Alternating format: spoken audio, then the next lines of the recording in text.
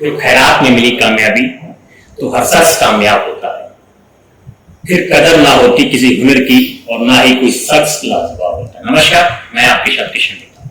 आज हमारे साथ आईपीएस डॉक्टर हेराज बैठे हुए। कैसे हैं सर आप? पैर में आपकी चोट है, कैसे संभाल रहे हैं? I am good, thank you. थोड़ी बहुत है दिक्कत, लेकिन इट्स ओके। नॉर्मल रूटीन काम तो हो ही रहे हैं।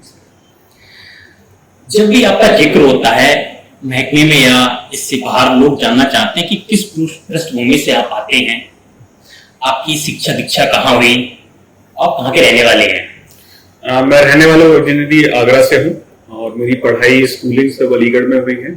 AMU से मैंने 12th किया था। उसके बाद MBBS Meerut medical college, government medical college से मैंने MBBS किया और लगभग इसी क्षेत्र का ही मैं रहने वाला हूँ। यहीं पर काफी समय से रह रहा हूँ। सर, गाजियाबाद से हुड़दंगे के वीडियोस बहुत वायरल हो रहे हैं, तो और इसको रोकने के लिए गाजियाबाद पुलिस किस हद तक जा सकती है? अभी क्या क्या कदम उठा रही है? कि जो भी हुड़दंगई के वीडियो जारी करते हैं लड़के, जो भी इस तरह के लोग हैं, उन पर हम लगातार कार्रवाई करते हैं। और ऐसे लोगों के साथ जरूरी है कि जिस तरह से वो सोशल मीडिया पर हुड़दंगई अपने वीडियो डालते हैं, दिखाते हैं अपनी दबंगई, तो हम लोग भी उसी प्रकार उनको सोशल मीडिया पर ही डिफेम करते हैं, क्योंकि वो उसी का माध्यम इस्तेमाल करते हैं सोशल मीडिया का ये दिखाने के लिए कि देखिए उनके पास तमंचा है, या वो डर पैदा करना चाहते हैं लोगों में। तो हम भी उसी सोशल मीडिया का अच्छा इस्तेमाल करके ये दिखाना चाहते हैं कि ये इनसे बिल्कुल ना डरे लोग, ये अराजक तत्व हैं जिनके खिलाफ पुलिस पूरी तरह से तत्पर है कार्रवाई करने के लिए, और हम उनके खिलाफ लगातार कार्रवाई करते भी हैं। ऐसी कौन सी वजह रही MBBS छोड़कर वर्दी का शौक चढ़ गया? देखिए, वर्दी का शौक मुझे शुरू से ही था। MBBS क्योंकि मेरे पिताजी भी डॉक्टर हैं और मेरे फैमिली में काफी डॉक्टर्स हैं, तो बीच में मतलब ये हुआ कि ग्रेजुएशन के लिए मैंने MBBS किया, लेकिन IPS मेरा हमेशा से फर्स्ट प्रेफरेंस था और UPSC में मेरा फर्स्ट प्रेफरेंस IPS ही था। सर, आप अक्सर रात को इनफॉर्मल में अपनी प्राइवेट गाड़ी से रात को निकल जाते हैं सड़कों पे, एक तरीके से वो सर्वे करना होता है, तो आपका इस सर्वे का मेन मोटिव क्या होता है? कि रात में इसके मल्टीपल मोटिव्स होते हैं। एक तो क्योंकि मुझे खुद भी ड्राइविंग का शौक है, तो एक कारण तो वो हो गया। दूसरा कारण ये है कि फोर्स की अलर्टनेस पता चलती है कि अगर आप गाड़ी में नहीं है, आपकी बत्ती देखकर, आपकी गाड़ी देखकर वो रिस्पॉन्ड करते हैं, या फिर एक सबके साथ सेम तरीके से रिस्पॉन्ड करते हैं। दूसरा चीज यही पता चलती है कि जब हम गाड़ी में होते हैं तो शायद अपनी फोर्स की परेशानी को नहीं समझ सकते, लेकिन जब प्राइवेट गाड़ी में होते हैं तो उसको देखने से पता लगता है, समझ में आता है कि हाँ वो किन मुश्किलों में काम कर रहे हैं और किस तरह से वो काम कर रहे हैं। तो इसलिए जी, तो अभी तक का कोई ऐसा कोई किस्सा जो मतलब आप इनफॉर्मल में हो, आप यूनिफॉर्म में नहीं हो, और कोई भी ऐसी मतलब कोई किस्सा जो आप दर्शकों के साथ शेयर करना पसंद है? जी, इस तरह के कई हुए हैं किस्से कि जैसे कुछ बैरियर चेकिंग पॉइंट्स मैंने ही लगवाए थे पूरे जनपद में। हमारे 8 थाना है गाजियाबाद देहात में, तो 8 थानों में बैरियर पॉइंट्स लगवाए थे। तो कई बार ऐसा हुआ है मैंने ही मतलब बिल्कुल स्ट्रिक्टनेस से कि वहां पर चेकिंग हो, तो मैं खुद रैंडम इसी तरह से निकल गया गाड़ियों में, और ये अच्छी बात लगी कि मेरी गाड़ी को भी वहां पर रोका गया और चेक किया गया।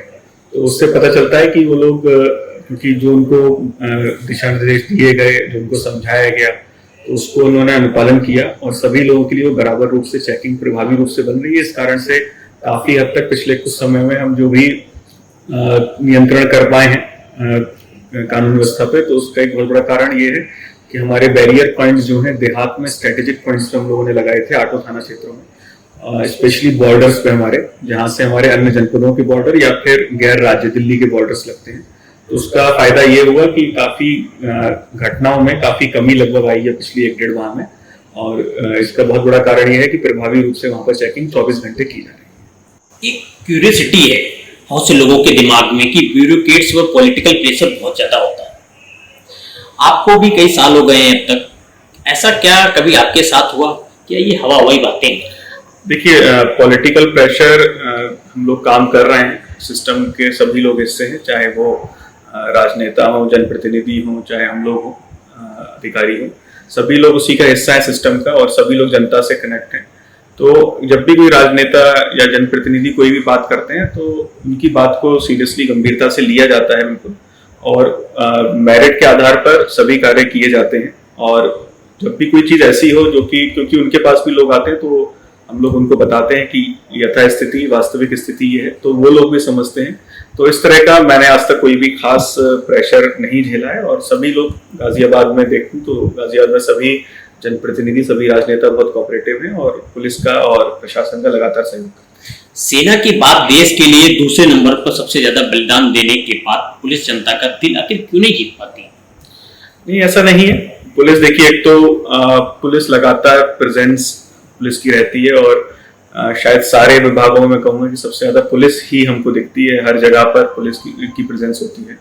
तो हर विभाग में क्योंकि अच्छे बुरे लोग सब होते हैं, तो यही है कि ऐसा नहीं है कि नकारात्मक छवि ही है पुलिस की बहुत ही अच्छी छवि भी है।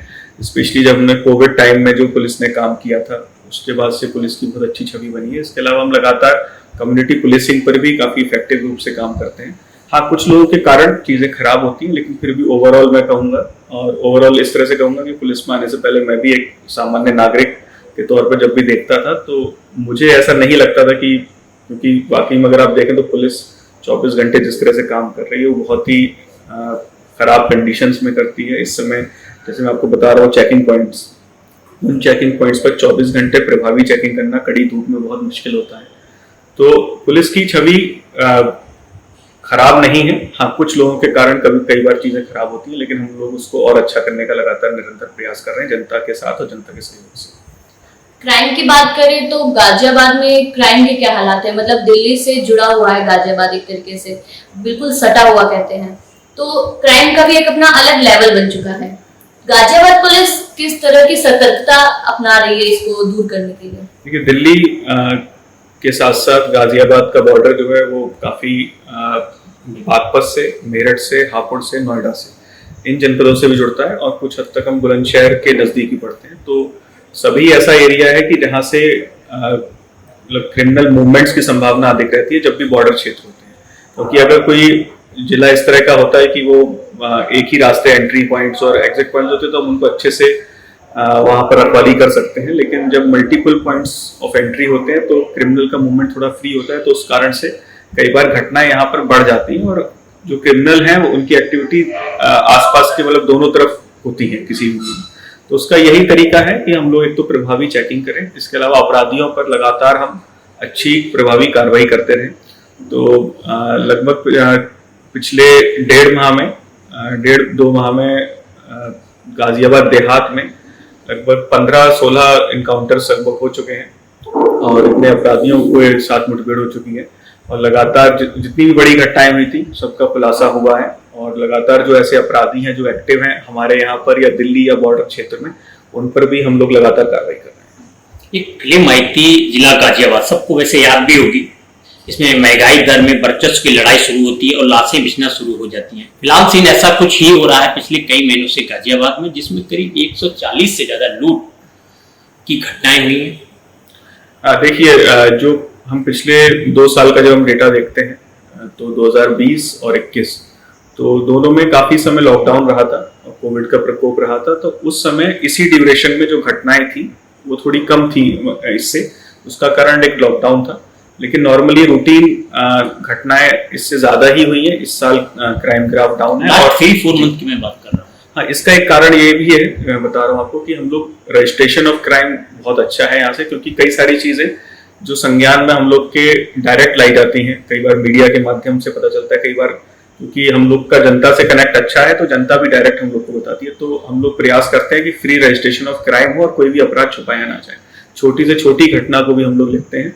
चेन स्नैचिंग को हम लोग लूट में ही रजिस्टर करते हैं, क्योंकि वो भी एक घटना इस तरह से होती है, बहुत ही खराब घटना है। किसी महिला या किसी के साथ जब ये घटना होती है चेन स्नैचिंग की, तो हम फ्री रजिस्ट्रेशन ऑफ क्राइम के कारण भी एक तरह से FIR की संख्या बढ़ती है, और जो कि अल्टीमेटली रिफ्लेक्ट होता है हमारे फिगर्स में। लेकिन मेन मुद्दा ये है, मेन चीज ये है कि ये घटनाएं वर्कआउट हो, और इन घटनाओं में जितना हो सके हम लोग घटनाओं से सबसे सबक लेते हैं, सीखते हैं, फिर उन घटनाओं में कमी लाने का प्रयास करते हैं। उसी दौरान एक घटना हुई थी, अभी लास्ट की बात की जाए, एक लूट होती है पेट्रोल पंप पे। उसके बाद आपका एक ट्वीट आता है कि सबसे अब तक की सबसे ज्यादा कठिन जो घटना थी, जिसका खुलासा करने में इतना वक्त लगा, समय लगा, परेशानी हुई, आखिर ऐसी क्या वजह थी? क्योंकि वो जो घटना थी एक बिल्कुल ब्लाइंड घटना थी और मूवमेंट पर वो घटना हुई थी। और वहां पर उसके बाद घटना के बाद पहले तो काफी हम लोगों ने रैंडम काम किया, लेकिन काफी हमें समय लग गया सब चीजें वेरीफाई करने में, फुटेज के माध्यम से, इलेक्ट्रॉनिक सर्वेलेंस के माध्यम से। जब वो लड़के चिन्हित हुए तब फिर हम लोगों ने काम करते हुए उनको पकड़ा, और इसमें रिकवरी करना बहुत मुश्किल था क्योंकि लगभग 22 लाख रुपए की लूट हुई थी। लेकिन बहुत ही अच्छा कार्य करते हुए पुलिस ने रिकवरी जो इसमें की वो लगभग 18 लाख की रिकवरी की, क्योंकि लगभग 80% के आसपास रिकवरी है, तो एक अच्छी रिकवरी थी। और इस कारण से घटना सभी मुश्किल होती है, लेकिन ये थोड़ी सी और मुश्किल थी क्योंकि इसमें जो क्रिमिनल्स थे वो दिल्ली से संबंधित थे और दिल्ली लोनी के एरिया में रहते थे, लेकिन उन्होंने घटना यहाँ आके की थी, तो इस कारण से घटना को खोलना मुश्किल था। लेकिन टीम के सहयोग से हम लोगों ने उस घटना को खोला और जो भी दोषी थे सभी लोग उसमें जेल जा चुके हैं और रिकवरी भी काफी अच्छी हमारे द्वारा की गई है। सर, क्राइम की घटना की बात कर रहे हैं हम लोग, तो इसमें मैं भी जानना चाहूंगी और हमारे महिला दर्शक भी जानना जरूर चाहेंगे कि गाजियाबाद में महिलाएं कितनी सुरक्षित हैं आपके हिसाब से?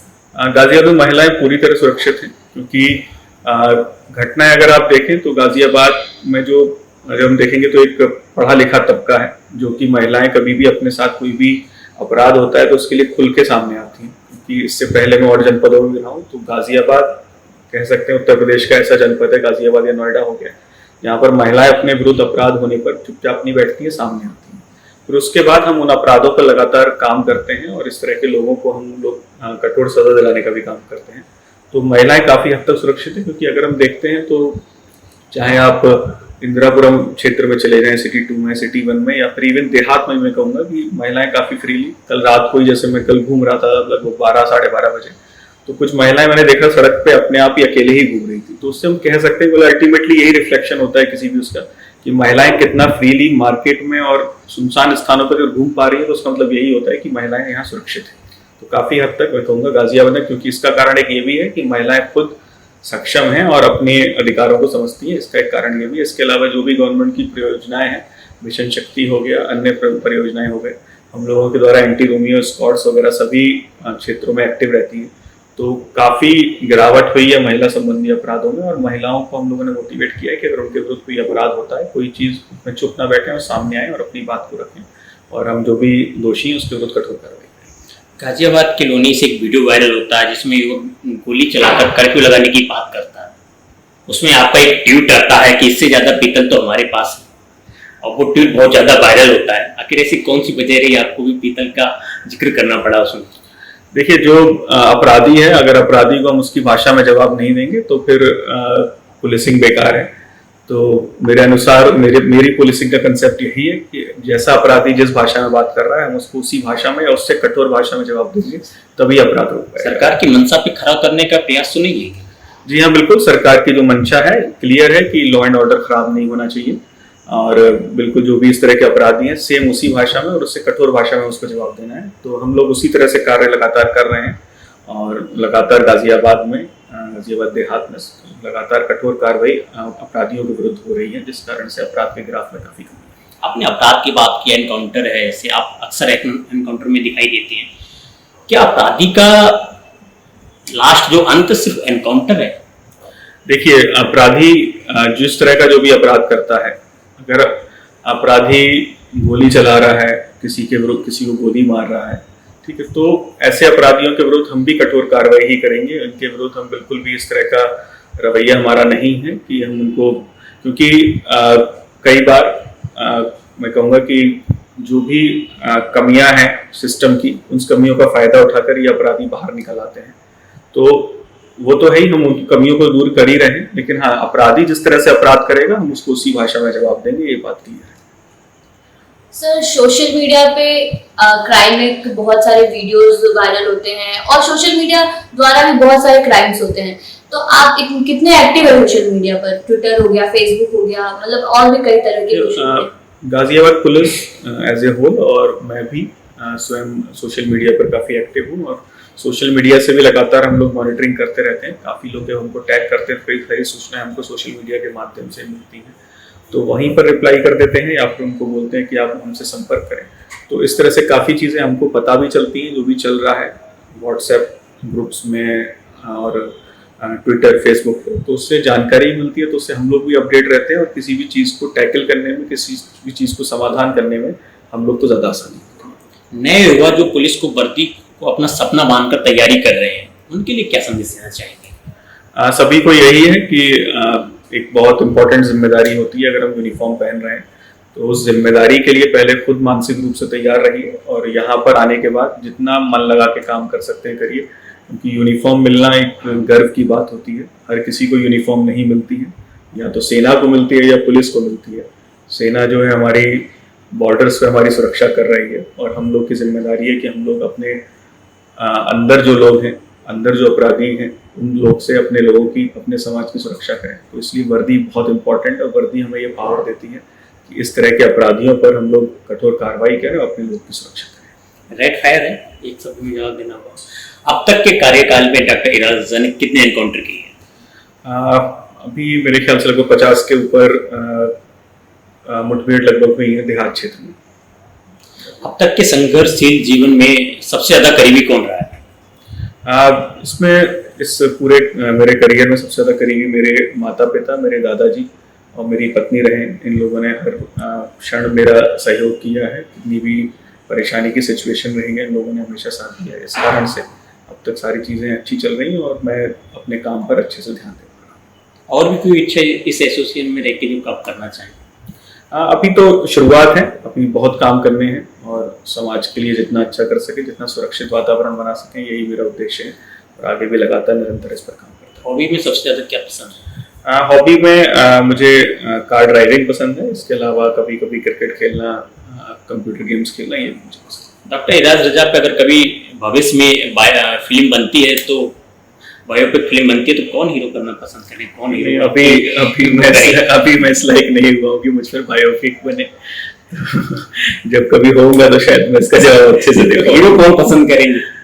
नहीं, हीरो ऐसे मूवीज मुझे हीरो तो बहुत सारे पसंद है, लेकिन अभी बायोपिक के बारे में मैंने सोचा नहीं है। अभी बहुत लंबा समय है, बहुत लंबा करियर है, इसका जवाब मैं बाद में दे पाऊंगा। खैर, आज हमारे साथ विस्तार से बातचीत करने के लिए हमारे साथ मौजूद थे डॉक्टर इराज रजा। जुड़े रहिए मेरे साथ, मैं आपके साथ किशन प्रताप।